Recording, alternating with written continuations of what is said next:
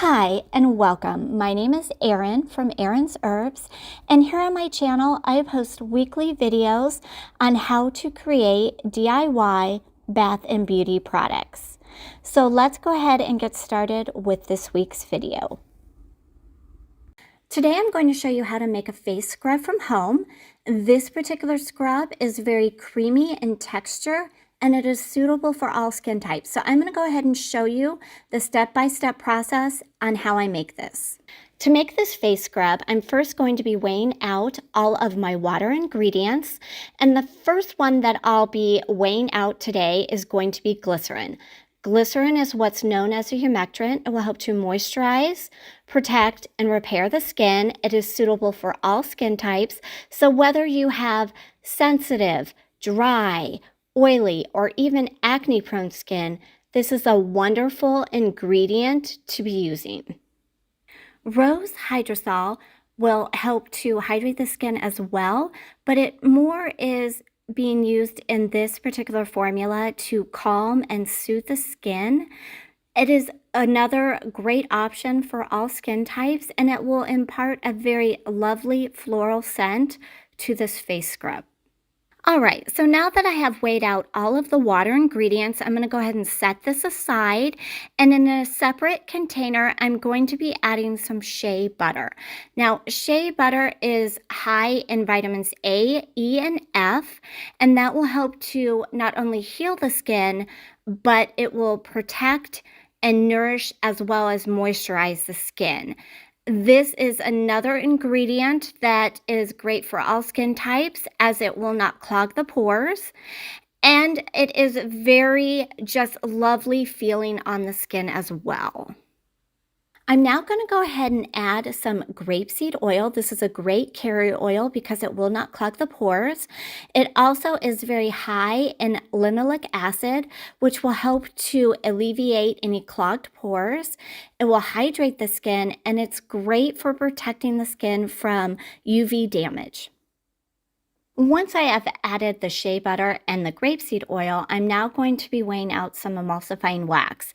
Now, this will help to combine both the water portion and the oil portion of this formula together, creating a very stable finished product, but it also is great for adding moisture to the skin, protecting it, and helping it to really just create a nice creamy feel to this scrub. After adding the emulsifying wax, this next step that I'm showing here is I'm just simply taking my water container and I'm just weighing it. Once that number comes up, I'm just going to go ahead and write it down in my notebook. And that is because I will need to add additional water later after I've heated everything because there will be some water loss. It's now time to go ahead and cover my containers. Now, I do this because I don't want anything to fall in as I'm heating them. This is a completely optional step, but after I've covered them, I'm simply going to place this on my stove in a double boiler and allow this to gently heat until everything is completely melted. So it's been about 25 minutes. Everything has melted. I'm showing you here me reweighing this container with the water ingredients. And as I mentioned earlier, you will have some water loss. That's completely normal. What I'm going to do is I'm going to go ahead and make up that water loss difference by adding some more of the rose hydrosol.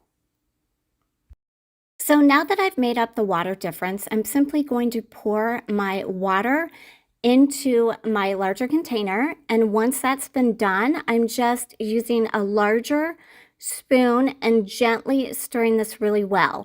It will change to a white color, and that just simply means it's emulsified, which is just what you want. And I usually will stir this until it becomes thick in consistency. Here is the consistency of the scrub at this point. It has a very nice creamy appearance. To keep my face scrub safe from any bacteria, mold, or fungi from growing in it, I'm adding some preservative. Now, the one that I'm using today is Liquid Dermal Plus. This is a broad spectrum preservative. To soothe, hydrate, and prevent any acne from forming on the skin, as well as giving this face scrub a nice floral scent, I'm adding some lavender essential oil. To help exfoliate and remove dead skin cells from the face, I'm adding some poppy seeds. Now, poppy seeds have high amounts of omega-6 fatty acids as well as vitamin C and E, and this will help to not only remove dead skin cells but aid in cell regeneration as well. After I added the poppy seeds, I went ahead and stirred everything really well. I wanted to make sure that those poppy seeds were incorporated throughout the rest of the formula.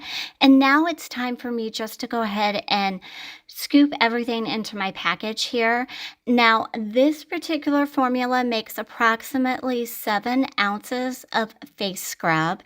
And depending on your skin type, so if you have dry to normal skin, you're going to want to use this 1 time a week.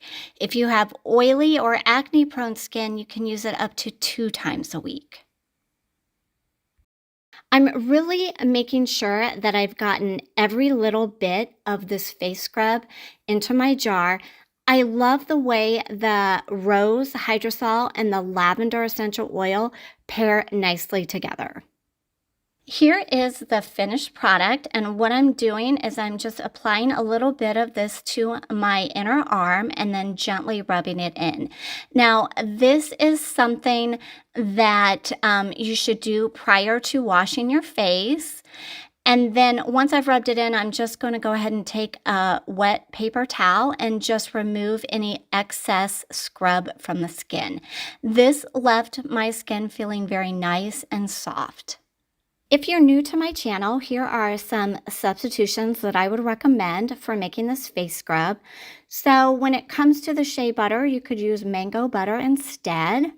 For the grapeseed oil, sunflower oil is a great option. And then in place of the rose hydrosol, you could use either lavender hydrosol or distilled water. And then I felt like a good choice instead of the emulsifying wax was Polo Wax. I felt like it gave a similar end result in this face scrub. And then if you don't have poppy seeds or just don't like poppy seeds, you could always use jojoba beads. That's a good choice. When it comes to the preservative, I found that Optifin was a good option as well. And for the essential oil, I would say clary sage because it's good for all skin types. So thanks for watching, and if you'd like to see more DIY formulas, don't forget to like and subscribe.